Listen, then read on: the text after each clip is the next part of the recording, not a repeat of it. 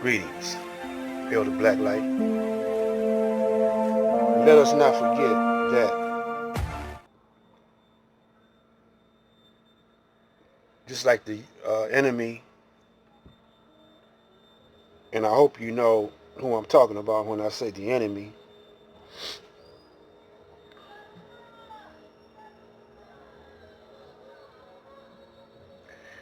when the enemy uses television and radio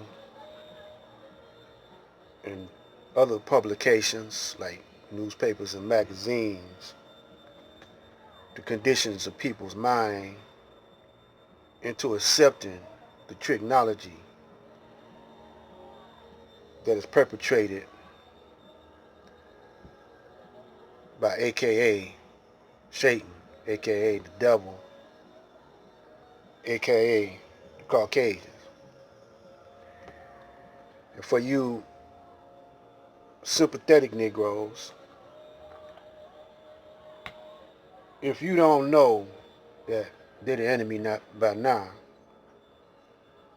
that means that you are a straight up traitor, and ain't nothing they say is right because history proves to see the arguments that they used to use when the Caucasians used to say uh, reverse racism and all like that. Those arguments they were stupid when they made them, but black people didn't know how to answer them. Black people were uh, optimistic on being one day friends. So when Martin Luther King came on the scene, uh, everybody, was going to be kumbayaing it up, holding hands, black and white together across this land. And then he killed Martin Luther King. And it had to be brothers in on that. It had to be black people in on killing Martin Luther King. Black people are traitors, just like uh,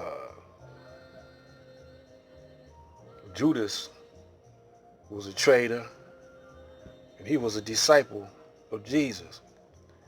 But he went over to the other side. He was a hypocrite and a traitor and everything else.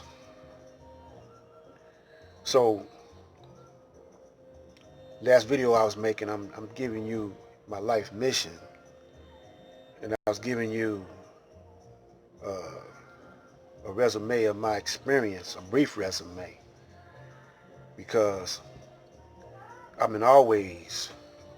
never for a minute coincide or uh,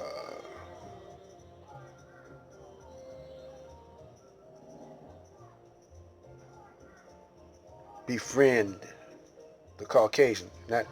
Not once I found out. Once I found out at a very early age who was the enemy of the black man, and all fingers pointed to the Caucasian. And by me studying mass media, I took mass media in Wayne County Community College. I took mass media, or I took radio and television in Go Lightly Technical School, and then Don Barton had a cable vision access program. School that I took up. And then finally, R.J. Watkins had a workshop. But when R.J. Watson gave the workshop, I had graduated from uh, those places where I quit attending because I figured out how they did it, how they brainwashed our people. And so I tried to get as many black organizations and freedom fighters on the 88.1 FM as I could, entice them into joining, and they did. But the brother had some problems with his antenna. So by me living here in Detroit, back in the, I was born and raised in Detroit in 1946, but back in the 50s, it's what really decided who I was going to become.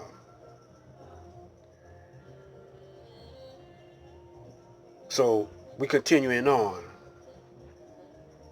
So I want you to check this out, then I'm going to comment on it.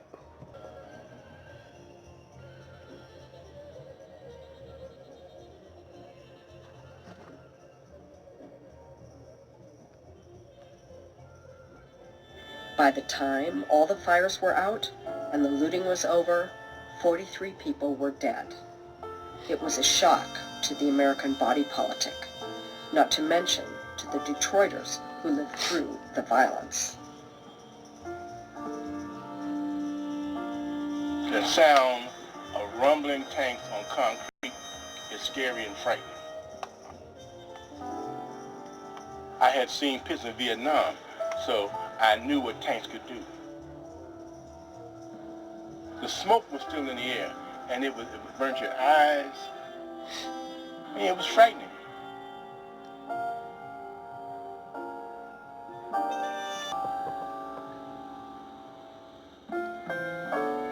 It's the 50th anniversary of Detroit's 1967 riots, the deadliest of all the urban riots of the 1960s that changed the face of American race relations forever. Now, in my previous videos, I was leading up to that day, which would have been it happened on July 25th, or somewhere around there, 23rd, and my birthday is July the 28th. I was turning 21.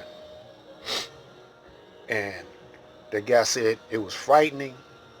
To him, it was frightening because he wasn't a fighter. He wasn't a warrior. You know, it was mostly people my age. The older crowd, my daddy, mom, they didn't participate. But the young ones, you know, my age, a little bit older, maybe in their 30s or 40s, on down, 21, 18, 19, whatever, even younger, those were the ones that were participating in the riot. Because the same thing that's happening now was happening back then. It just wasn't shown. We didn't have no Facebook or YouTube, or it didn't reach around the world. News was slower back then. Now it's instantaneously. And just like you got those scary Negroes that were back in the day, you got them today, but they're younger. They're younger because they did a thorough job of conditioning our minds through the generations. That's been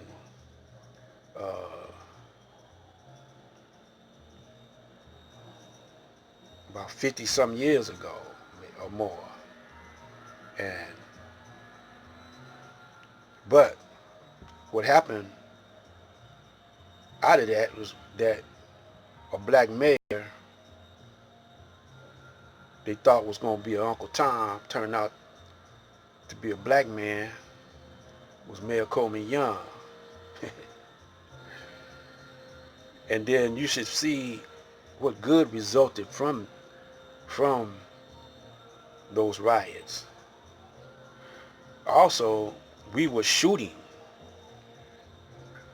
at the National Guard. That's what brought the tanks in. Everybody else was just looting. We started shooting at the firemen, shooting at the police. We always been fighting the occupation in our neighborhood. And this is what we're going to bring out, what wisdom came from that on the next. So we want y'all to stay tuned. All right?